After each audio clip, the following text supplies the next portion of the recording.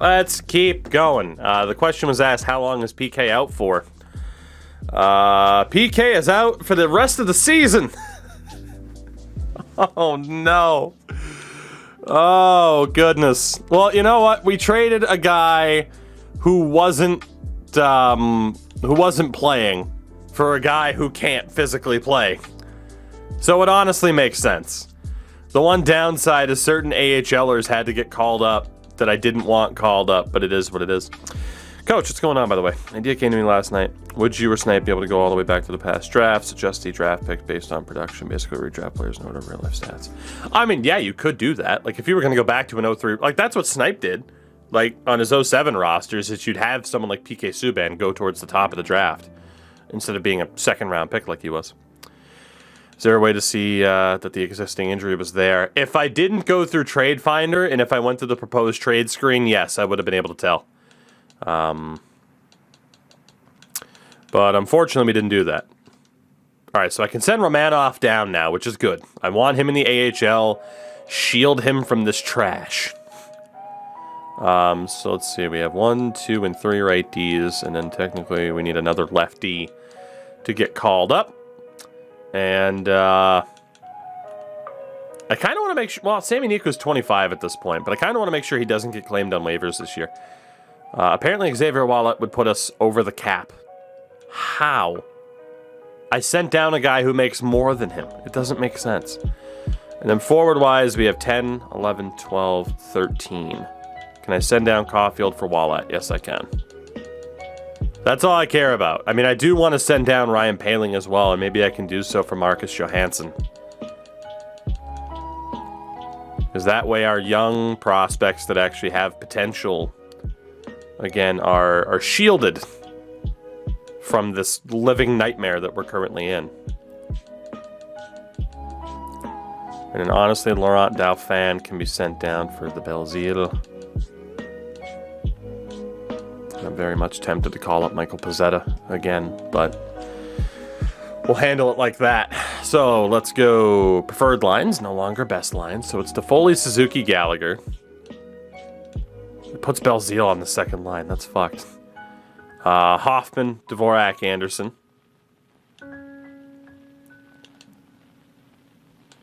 We'll go... God, what would it be? Drouin, Johansson, Armia? And then, yeah, that works. Paquette, Evans, Belzile. Jesus. Again, hoping that this team sucks by design. That's what we're aiming for. We'll go Sherratt, Petrie. Beautiful. Price still the starter. Edmondson, Subban still out. We'll go best lines in the AHL. We'll take out Kevin Poulin. Bring in Montembeault, but have Primo as the starter. We can take out Belpedio for Norlinder. And take out Sammy Nico for Jaden Struble. And forward-wise, we don't really have to worry about JC Badan. But I don't really have anybody that I care about that has to get back into the lineup. Boy, these minuses are brutal, though. Send Pezzetta down, and there we go. I don't expect Laval Rocket to be that great either. So let's march on. Toronto's next. We are well outside of a playoff spot, so of course we shut out the Leafs 2-0. Even with this god-awful team. Go figure. And Jake Allen loses to New Jersey. We'll take that. So, I think we can kind of see how the cookie's going to crumble here. We're not going to be an abysmal team. But we're also going to be better than we were hoping for, so it really is going to come down to lottery luck if we were to if we were to actually end up winning the lottery, which I really don't think that we will. So we'll leave Xavier Wallet as a scratch. Florida, we win 4-2. Steel Devil, how goes it? And Carolina would lose 1-0 in a shootout. So with 12 games to go in Season 1 with the Habs, We are 8 points back of Boston. Math is easy. Or not even of Boston anymore. Well, of Boston and Florida. They each have 3 games at hand. So that is good. We're going to miss the playoffs. The problem is we are currently 19th in the league. The lowest I can possibly imagine us finishing the season is 23rd. Also, Edmonton's been a massive disappointment this year. But they're also not out of it because Seattle's right there. This is going to be interesting to see how the playoffs shape up. But we should not be a part of them. Slippery, I don't check the staff in Season 1. We just kind of let it be. And Craze, hello. Of course we're winning. Oh, of course we're picking the best time to start winning. And by the best time, I mean the worst time. Alright, we lose in a shootout to the Leafs, but that's another point. Losing a shootout to the Jets, it's another point. We're still 9 points back of the Bruins. We're not going to make the playoffs, but top 10 lottery odds. God, yeah. Top 10 lottery odds. It's fleeting at this point. Lose to the Islanders. We play the Caps next. Gary's had a wonderful season. And against the Caps, we lose. The Laval Rocket do not make the playoffs. Cale Clegg was apparently team leading scorer, which is a horrible sign. Good sign for Cale, but he outscored Caulfield. Not that Caulfield has much to work with. Romanov was also pretty good. Honestly, very disappointed in Paling and Caulfield to not be able to put up more points. But you can tell by the plus-minus, that team was god-awful. So really, I guess they couldn't escape the god-awful nature of the team, whether they were in the NHL or the AHL. It really wasn't going to matter. Let's march on here. It's the Minnesota Wild up next. We only have 5 games left this season. We play the Wild, we lose 3-0. We play the Flyers, we lose 3-2. Sens are up next. We win 3-1. Damn. And PK Subban is healthy. What could be the last hurrah? PK will get to play. We bring him back. Because as it is, we weren't playing certain people anyway. He'll be with Joel Edmondson on the 3rd pairing. PK is back. It's a beautiful thing. It's a beautiful, beautiful thing. All right. PK returns against Buffalo. In terms of the playoffs, 85 points. We're definitely not making the postseason, as we knew. Where are we? 20th. We are likely to finish. It's 21st or better, unfortunately. So yeah, top 10 odds will not happen. We will still have a lottery pick, but we won't have top 10 odds. Let's see what PK can do in his return. On home ice, no less, against Buffalo. Up 2-0. Paquette and Dvorak. Up 3-2. Edmondson scores. And we win it 3-2. So we do get a win in PK's return. And the final game of the year, it is against the Florida Panthers, which could push the Panthers out of the playoffs. If we beat the Panthers here and the Bruins win, the Bruins make it over Florida. Because the wild card spots have gone to the Metro. Are we going to screw the Florida Panthers out of a playoff spot? First period, goalless. Crushed him in shots. Second period, goalless. Third period, and Jonathan Huberdeau gets the goal. The Florida Panthers will make the playoffs. We ultimately screwed over the Bruins by losing.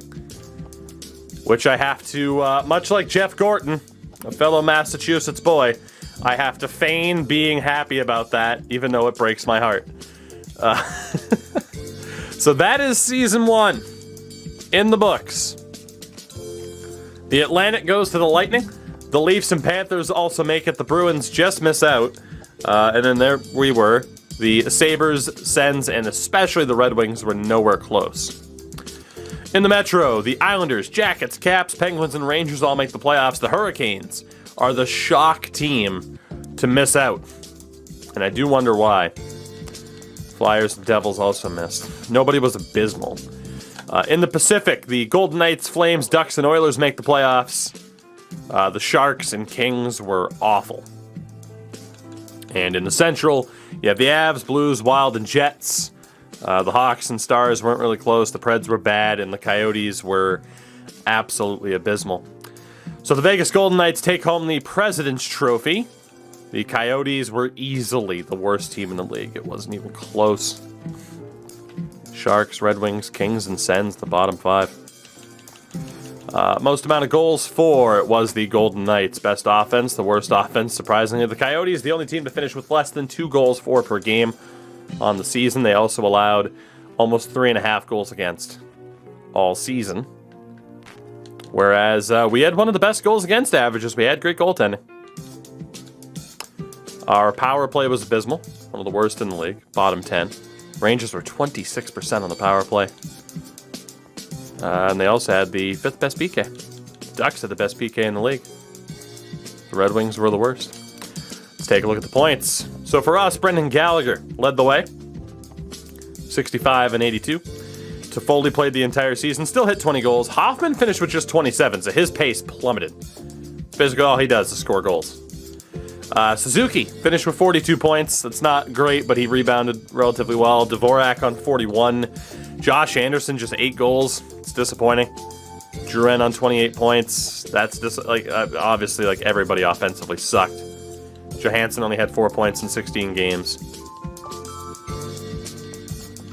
Yeah, this team sucked. Petrie on 51 points, and then from there, no one else really did all that much. PK had no points in his 2 games as a Hab. And in goal, Carey Price was great. Turns out you don't have to have a 95 to be a great goalie in franchise mode. Who knew? Who knew? Who knew? Jake Allen was also pretty good too. Wrath, what's happening? Oh, throughout the league, Mark Scheifele actually led the league in points. Interesting. Draisaitl was there, as was Stamkos, the only other guy to finish over 100. You had Ovi, Matthews, McDavid, Marchand, Goodrow, and Boone Jenner.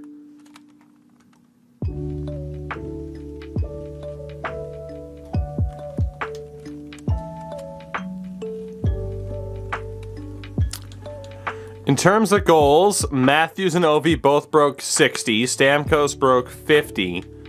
Perron, DeBrincat were up there. Assist king was Ryan O'Reilly. Kuznetsov broke 70 assists each. What a bizarre season. For defensemen, Makar had 96 points. But he's not doing him justice at a 92. Fox with 84, 76 for Yossi, 72 for Hamilton.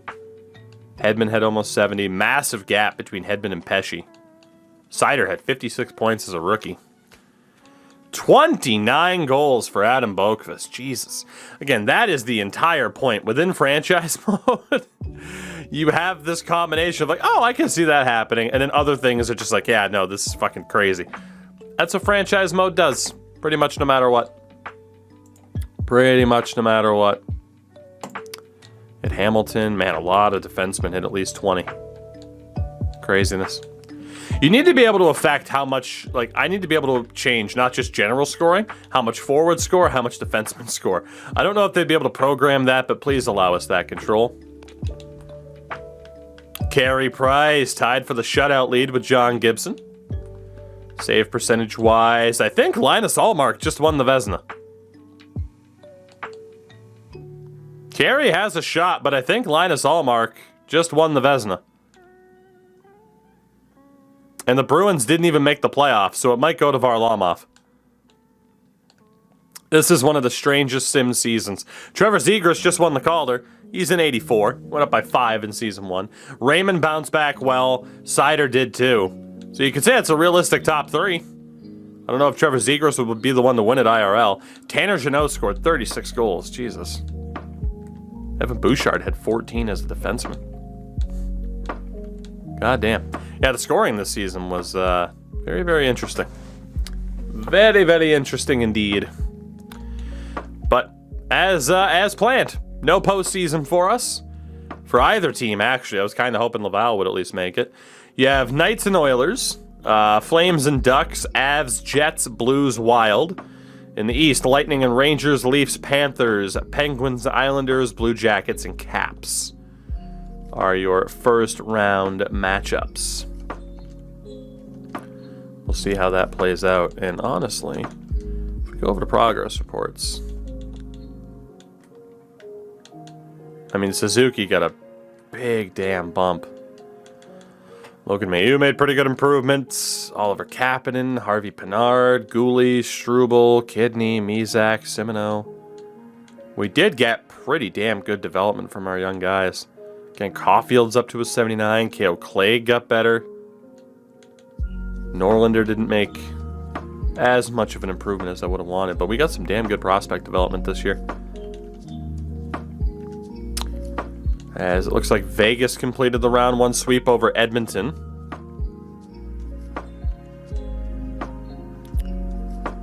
Let's see, round 2 is Minnesota, Winnipeg, Vegas, and Anaheim. The East is Columbus and Pittsburgh, Tampa, and Florida. So the Leafs out in round 1 along with the Rangers, Islanders, and Caps. Edmonton, Calgary, Colorado, and St. Louis all out in round 1. As the Winnipeg Jets have swept the Minnesota Wild. Vegas and Anaheim going 7.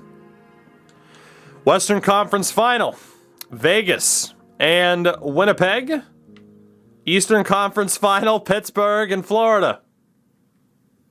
Interesting. Do you have any goals for the year? No goals for the year. This time out. I mean, literally the only goal was just to suck. So we kind of accomplished that goal. And Florida and Vegas. Florida and Vegas in the Stanley Cup Final. I'd call that realistic. 2 very reasonable representatives here. So I'm in the Panthers. It's Huberdeau, Barkov, Duclair, Verhaeghe, Lundell, Reinhart, Vetrano, Bennett, Hornqvist, Marchment, Achari, Luotz, Derainen. It's a great team. Lundell up to an 86 as well. The defense, obviously, Weegar and Ekblad. Edler, man, so them getting Alex Edler was huge. He's with Gudas, Montour, Nunivara. In goal, Bobrovsky and Knight, who's up to an 80. Forsling, Thornton. Oh my god, Jumbo. Do it for Jumbo. Do it for Jumbo. By the way, one of these 2 teams will win their first ever cup, which is cool. Vegas is Pacioretty, Eichel, Stone, Marchessault, Stevenson, Smith, Carrier, Carlson, Waugh, Janmark, Amadio, Dadonov. The defense, Theodore Petrangelo, Martinez, Whitecloud, McNabb, Hutton. In goal, Robin Leonard, Laurent Brassois. One of these teams will win their first ever cup. Will it be Pacioretty, Jack Eichel, and Stone? Seriously, who would have thought? Like, this is. Let me go on this little mini tangent, right? The word realism within a franchise mode does not exist. It doesn't. Because real life isn't realistic. When the Vegas Golden Knights were first added to the league, and all of us YouTubers and streamers did our Vegas franchise modes. If my top line on YouTube ended up being Pacioretty, Eichel, Stone, I guarantee there would have been comments of, hey man, this was a fun idea, but it's just unrealistic that would have been your top line. The series isn't fun. You didn't go about it in a realistic way. Yet that's real life right there. That's real life. That's real. That's not just a franchise mode thing. So the term realism, it doesn't really exist. It really doesn't. It's absolutely crazy. Vegas wins the first 2 games. Oh, don't do Jumbo dirty. There we go. Game 3 to the Panthers. Game 4 to the Golden Knights. There it is. The Vegas Golden Knights win the Stanley Cup in Season 1, 5 games over the Florida Panthers. Poor Jumbo. As you had Pacioretty, Eichel, and Stone just go off. Carlson, Stevenson, Marchess. I mean, it's such a tough team to deal with in a playoff setting. It's ridiculous. And then in goal, Robin Lehner only had a 9-10, but it was good enough. In terms of the awards, Vegas again gets the job done in their 5th season after winning the President's Trophy as well.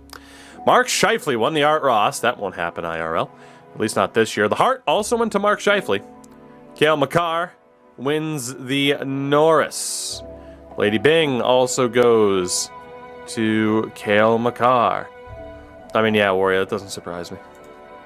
I mean, I'm not freaking out too much. It is what it is.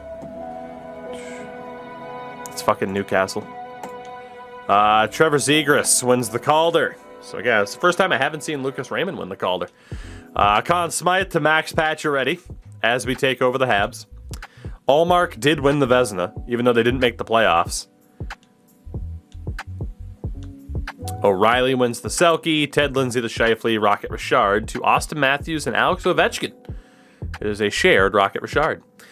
In the AHL, the Charlotte Checkers won their 2nd straight, technically, Calder Cup.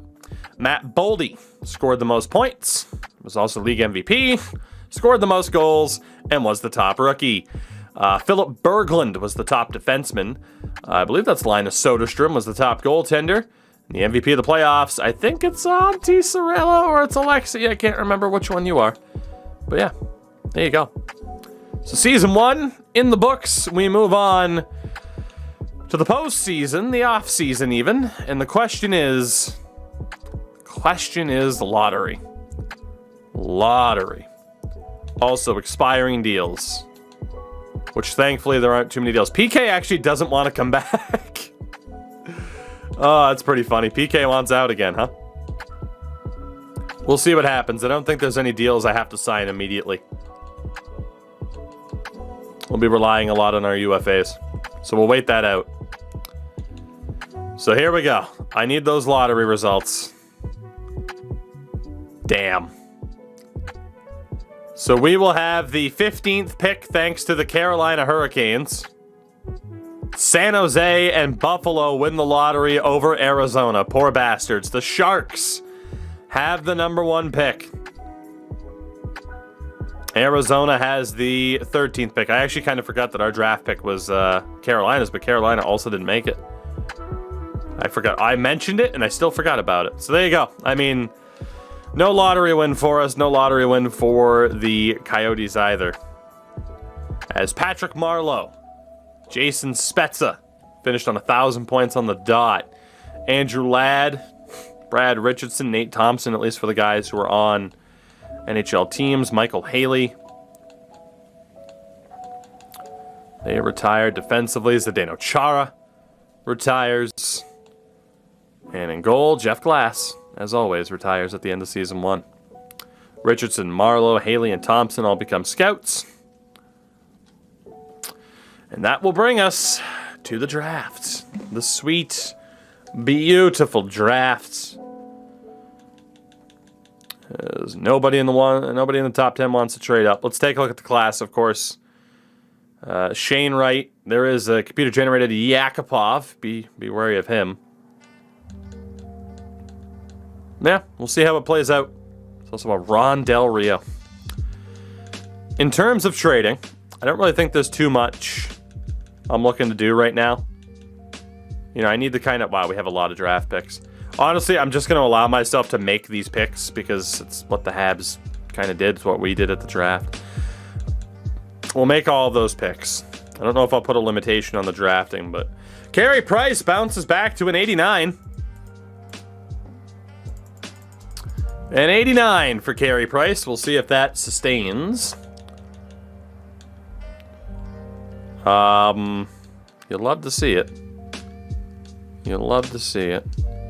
Honestly, we will,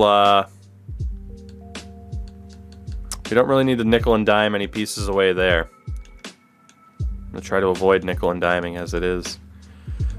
Defensively. We know the PK didn't want to come back. But for a 7th, it's not even worth it. I'm not trading Price. Absolutely not. Yeah, honestly, I don't really think there's anyone I want to get rid of. I mean, the idea of like, oh, should we move Ben Sherrod at the deadline? But I don't really want to nickel and dime for 7ths, you know? I think for the most part, we're just going to make our picks and call it a day. Bring back PK. He's already on the roster. Brought back PK.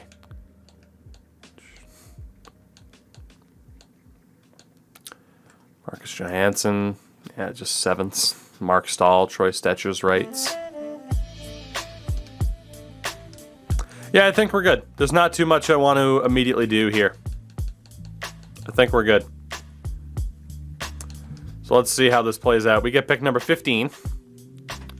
As Shane Wright goes number 1 to the San Jose Sharks. Yakupov to the Sabres. Lambert to the Yotes. Slavkovsky to the Red Wings. Savoy to the Kings. Miroshnichenko to Ottawa. Danila Yurov to Nashville. Joakim Kamel to Dallas. Koltsov's computer generated and goes to Vancouver. Huge win for them.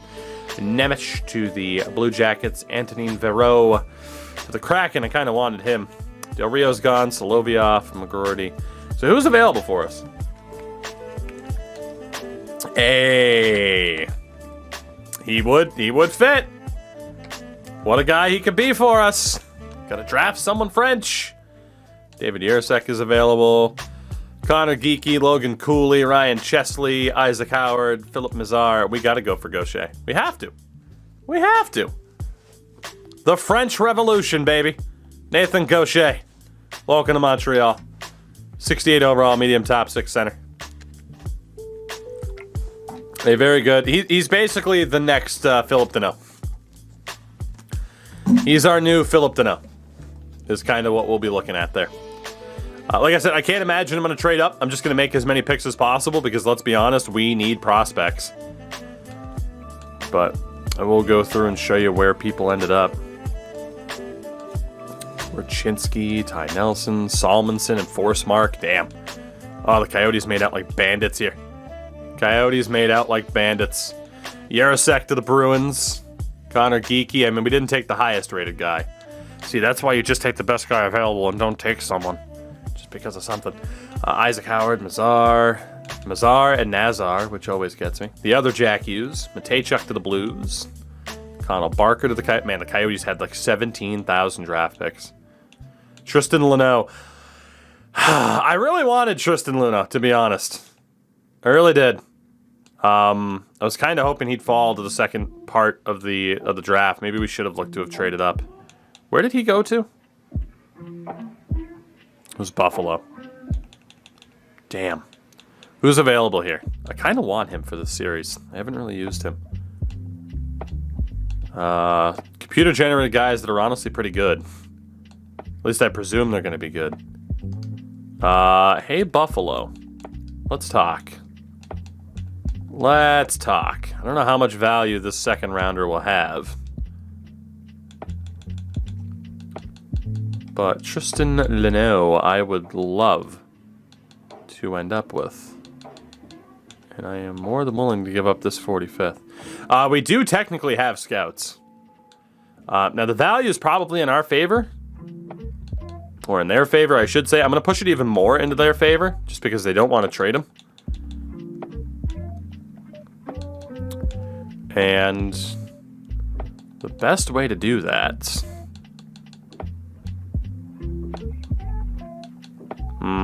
we're going to give up here. Give them Mayu. Oh, we're keeping Logan Mayu.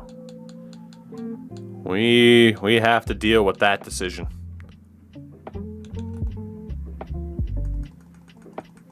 Oof, that Josh Anderson contract. Honestly, I mean, as much as I like Jonathan Drouin, it would kind of make sense to move on from Drouin here. Like, I don't really know what his long-term future is with us. And Buffalo would give him that nice change of scenery.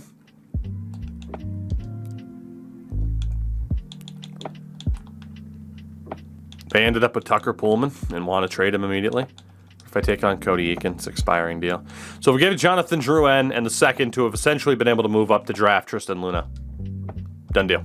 Cool. So Tristan, welcome aboard. I'm sorry that I didn't draft you. I really wanted to, but I kind of forgot. And yeah, we move on from Jonathan Drouin. Maverick Lamoureux. I don't have to just draft French players, but it is a good meme. It is a good meme for now. And Lamoureux out of Drummondville could be a good fit. Justin Cote could be a good fit as well. David Goyette, despite playing in the queue. A lot of players from Drummondville. Goddamn, Graham Sword. Just kind of seeing who's coming up. Pierre-Olivier Roy. There's actually a lot of players from the queue coming up, and we can't draft all of them. I'm just gonna go to our next pick. It's way down the road. It is what it is. This is Dalev, Lutz, DeMay to Ottawa. But yeah, we're gonna have plenty of people that we could end up drafting. The Sabres get Sadikov out of it, so they made out like bandits, and I knew they would. But that's okay. We can afford to throw the Sabres a bone every now and then, you know? Help them out a little bit. Like I said, I'm not too worried about ripping off the AI. Max Nemesnikov is available. Amara, Nino Tomov. Got James Swan out of the queue. Ethan Larmont. Johan Loshing, who we used in a series once upon a time. Braden Bowman, Justin Wise. Frasca. Odin McCutcheon, Austin Roost.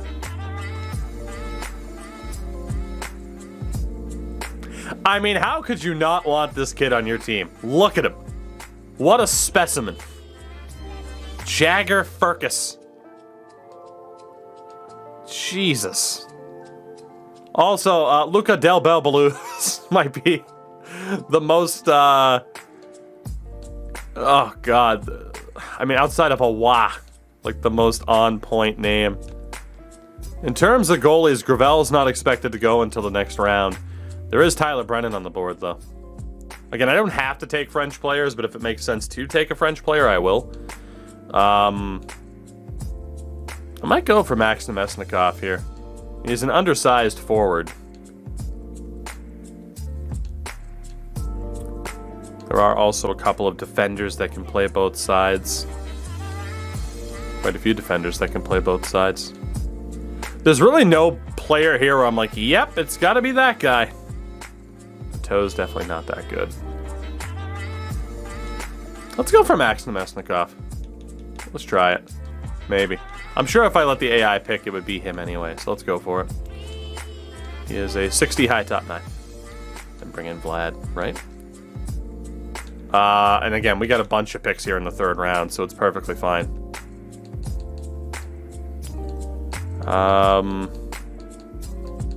God, yeah, we can pretty much take whoever the hell we want. Fraser Minton. Angus Booth. You know, we could go off the board and end up with a goalie. We could indeed do that. We could indeed. How many picks do I have here in the third round? I know it was a decent amount. It was 3 or 4. So I'm not totally holding to the Penguins thing, but you could tell, too, I could have pick hoarded a lot more. So we got 2 more picks after this one. We took Nemesnikov as a forward. There is Nino Tomov as a defender. I'd like to take Tomov, but also, I mean, a defender that has a picture is more fun.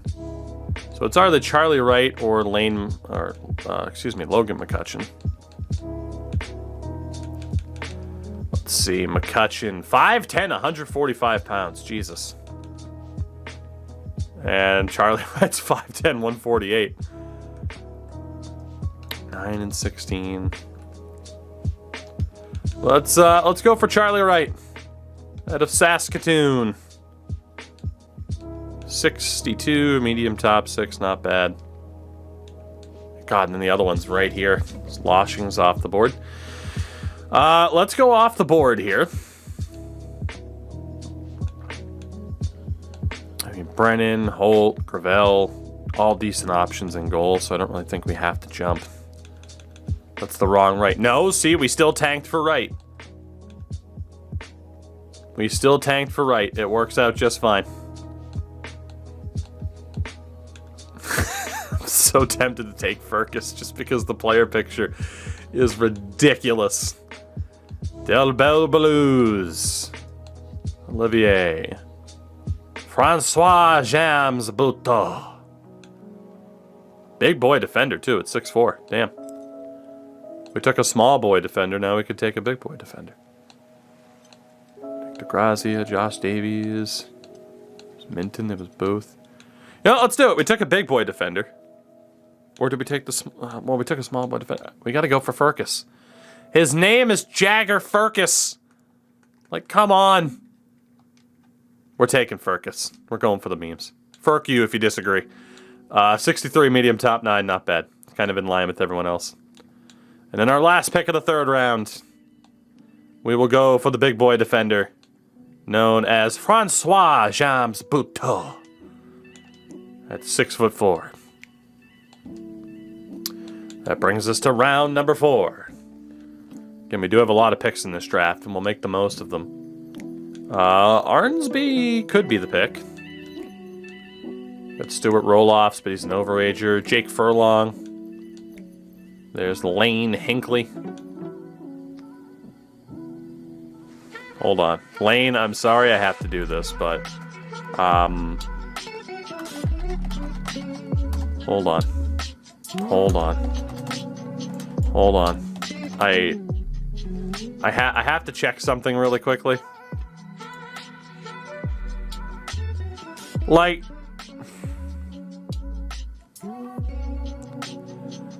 it's not dead on. But Lane Hinckley looks like if Billie Eilish and Katy Perry had a child. Or... yeah. I don't know. Maybe it's the eyebrows. It's gotta be the eyebrows. Anyway, we'll move on. God, Dylan with 2 L's, Gill. Ryan Abraham, Reed Schaefer. Noah Warren. Taking Noah Warren. 6'5". Big boy defenseman, baby. We gotta take the big boy defenseman. Because we got another pick coming up here anyway. Honestly, we could sit here and take all of the all of the goalies, but we won't. Marcus Wen. Leighton Feist. Jeremy Hansel. Where's Gretel? Ish record Zoom calls the big name prospects. I mean, sure, but also at the same time, that's one and done content, which I'm sure is why they wouldn't do it. I agree it would be fun. It'd be crazy to essentially have like a mock interview with a real life prospect, but also you do that once and then, oh shit, they got drafted, you can't use that again, type of thing. It would be a really cool time capsule though.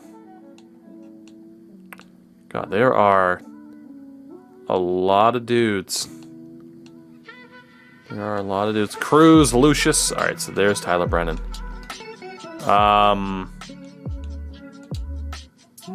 When's our next pick?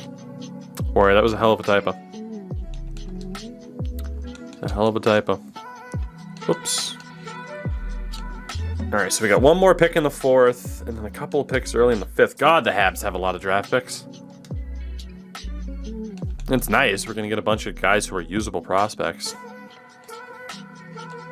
You got Furlong, you got Hinckley. I don't really care who we end up with here. So because of that... let's pick somebody. I don't even want to trade the pick. Let's go for Lane Hinckley. Congratulations, Lane. Welcome aboard. And then our next pick here in the 4th round... got Leighton Feist, another defenseman. I'd really prefer to go for a forward this time. We have taken some defensemen as of late, and we will end up with goalies in the next round. Leighton Carruthers and his beautiful eyebrows out of St. John. Conroy, what's up, man?